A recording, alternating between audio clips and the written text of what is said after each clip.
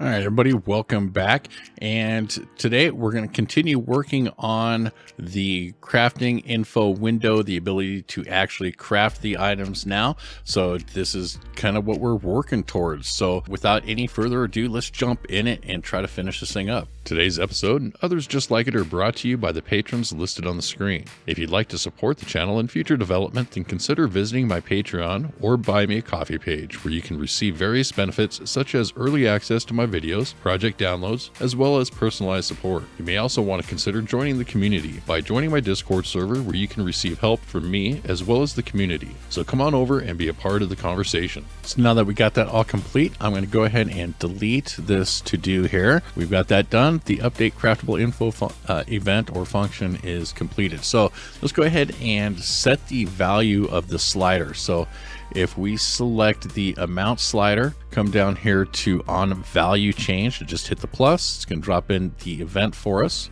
On the value, let's just go ahead and grab the amount text actually, and then go set text, and then plug the value into the text right there, and it's going to convert it for us. And then I'm going to drag out the value again, and I'm going to go truncate. So what truncate is going to do is going to take a float value, which we've already predetermined this slider is only going to have positive integer values. So this shouldn't make a big deal, but this is the way we convert it from a float into an integer. So I'm going to go ahead and set this to the craft amount and just put this value right there. So now whatever value our slider is the value that's going to be here in the craft amount.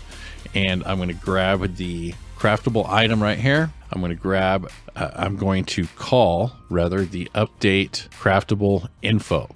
So every time we update our slider, it's going to fire this off. So this is going to be called multiple times. If people move the slider really fast, it's going to, go from 1 to 10. It's going to change all those times. Every time it changes, it's going to call this functionality. So you might think of a concern here as the async, but remember, this is only going to be called once. You can put a print string in here, but once this is loaded in the memory, it's going to stay there until the game realizes it no longer needs it anymore. So it's going to stay here. So this shouldn't be that big of a deal coming through here. Most of what we're doing is we're just setting text boxes and images and things like that. The only difficult one is coming in here, but it's not that big of a deal. Computers should be able to handle that with no problem. If you do have some issues with that, then perhaps you can add a delay in here to prevent this from being called. Have a delay, a half a second or something, just to give it a couple ticks before it calls this function again, but it should be fine. All right, so now that should update the value there. Let's just go ahead and compile it. Let's go ahead and make sure, hit the plus or the play, jump in here. I'm just going to pick up these items that are in the world, hit tab. You can see we have enough bread here, not enough berries. Come over here to health, select the bandage. We have enough, 2, 1. Let's slide this up. You can see the craft button is there. Move it up to 1. Craft button disappears because now we don't have enough bread. So see, that's what I mean. You're going like this. Every time we move it, it's calling that function. So you can kind of see it's dragging a little bit right there. But not too big of a deal. Later in the game, it may be something you have to come, kind of figure out. But you can see everything is updating properly. We got all the multiplication happening here. So we're crafting 8. We need 8 berries and 16 bread, which is all multiples of here. So that works for that. Food, again, this is doing the same thing. Perfect. So that works great. So go ahead and exit out of this. So just sitting here thinking about different ways that you could possibly do this. If you don't like the slider, you could have maybe just a couple buttons there. So you could do ×2 or ×4, to where you just, instead of doing the slider, you just have a button here that, gives you the amount. So you can just select the buttons. So that will minimize any potential lag you'll have off of calling that function multiple times. Or you can have a text box where you can type in a number. You'll have to sanitize it. There's a little bit of work you'll have to do to convert text into an integer, but it's something that should be possible to do. But I'm just going to leave mine as a slider right now. Like I said, down the road, if it becomes an issue, which really you probably won't even really notice until you do some alpha testing, when people really just start destroying your game intentionally to see if they can break it. Only really then are you going to notice if there's an issue with it or not. But for right now, I'm just going to leave mine. Should be fine. So let's head back into the graph. And so now what we need to do, we have all our ingredients updating properly, letting us know if we have enough ingredients, things of that nature. We have the slider to decide how many of the item we want to be able to craft. So now we need to actually be able to craft it. So I'm just going to come up here to craft button. I'm just going to select it, and then I'm going to choose on clicked.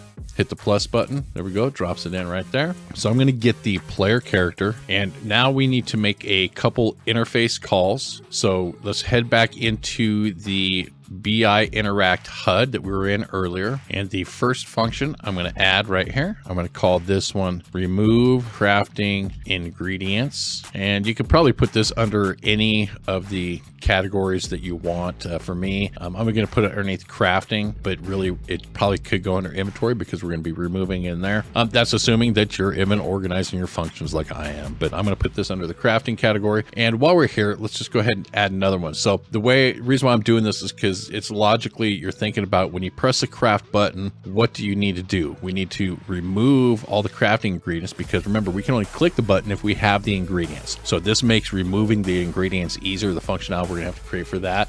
But we have to remove the crafting ingredients from our inventory. Okay, and then after we remove the ingredients, we then need to process incoming items. So the new item that we actually crafted, we need to process that. So I'm going to select that, and this one I will put in the category of inventory. So for the remove crafting ingredients, we do need some inputs, or a input anyways. We don't need some, we just need one. So I'm going to call this ingredients. We're going to make this of base item soft class reference. We're going to turn this into a map, and then we're going to make the value an integer. So that should be good for that. Go ahead and compile it. Come down now to process incoming item. With this one now, hit the plus, and I'm going to call this item. This is not going to be a map.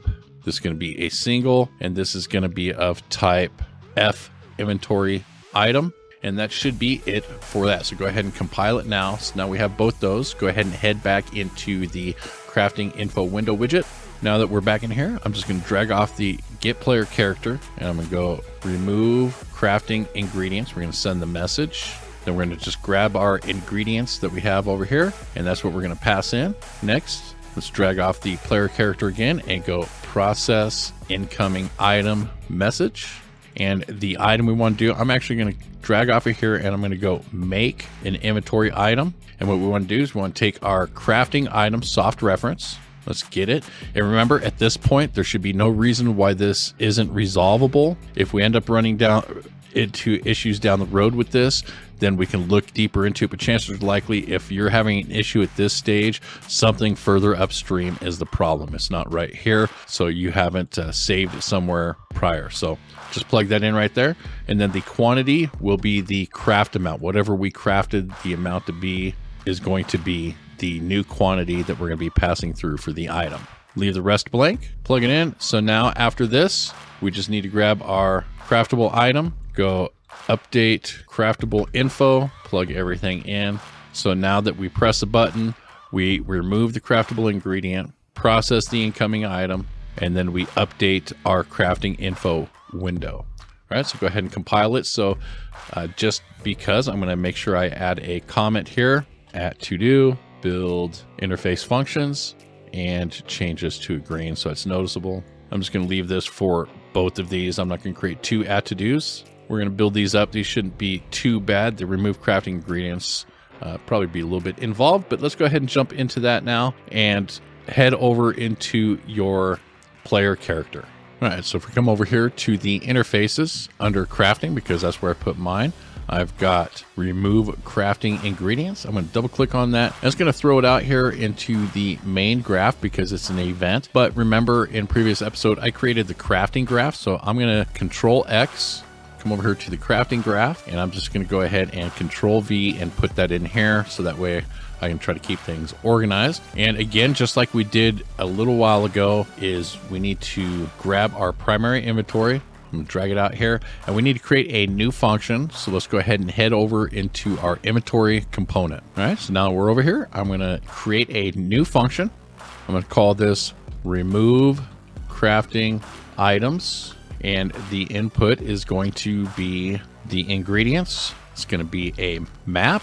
The key will be the base item soft class reference, and then the value will be an integer. We don't need any outputs or any other inputs. So from here, I'm gonna drag out and grab the keys. And now let's run a for each loop, plug in the keys into the array. And then from here, we need the values. And then from the values, I'm going to get a copy, and it's gonna be the index plugged into the get. And with that, now we need one more function to be able to remove that.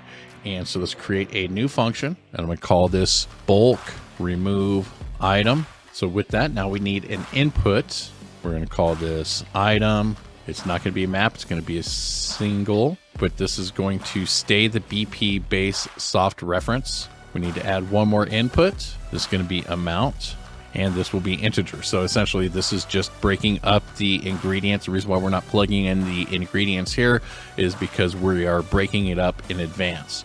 So let me show you real quick. If we jump back into the remove crafting ingredients or item, if we drop this function in here, plug it in, because in this for each loop, we're breaking this up. So we need each one individually as it comes through. So that's why we're not plugging in the straight ingredients here, is because we have to have each one individually broken up. Okay, so the item will be off of the array right here, and then the amount will be what we get from the value there. And then just to round things out, we're gonna do this bulk remove item in just a second, but let's go update inventory HUD in the complete, plug in the execution there, and then we're just going to return. And there we go. This function is complete, but it's not going to work too well because we haven't built this function yet. So let's go ahead and jump back into here. So from here, I'm going to right click on the amount, promote to a local variable. I'm going to call this one L_amount. Let's go ahead and run a for each loop with break right there. Plug in the execution. And the array we want to go through is our items, our inventory. We want to loop through our inventory, plug it into the array there. From that, I want to break the array element, and we only need the item and quantity. So I'm going to uncheck those. Now we need to take the item. Let's go equal, and then I want to take the incoming item soft class and then just plug it in here, and it will convert it for us. So with that, let's drop in a branch now. So if these items are equal, and we don't care about the false, only if this is true. So if this is true, what we need to do is we need to set the amount of items, but before we set it, we need to take the quantity and we need to subtract L amount, our local amount variable from there. So whatever this is, we need to subtract it.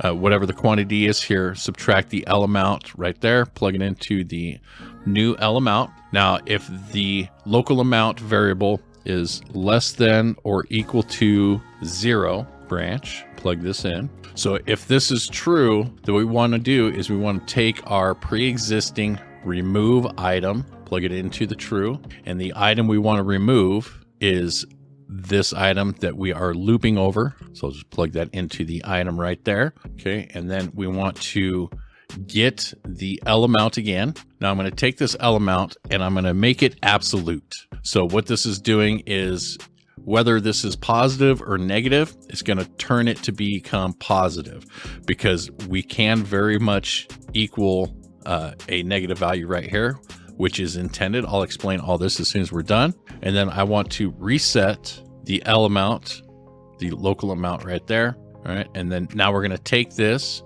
and we're going to actually loop this all the way back around and plug this back into the execution of the loop body, like so. So I'm just going to add some reroute notes so it's a little bit friendlier to look at. Okay. And if it is false, then what we need to do is we need to get our item array, our inventory items, and I want to get, and this one we will get a reference, and the get we want to from here is from the array index from the for loop. I'm just going to take this and plug it in.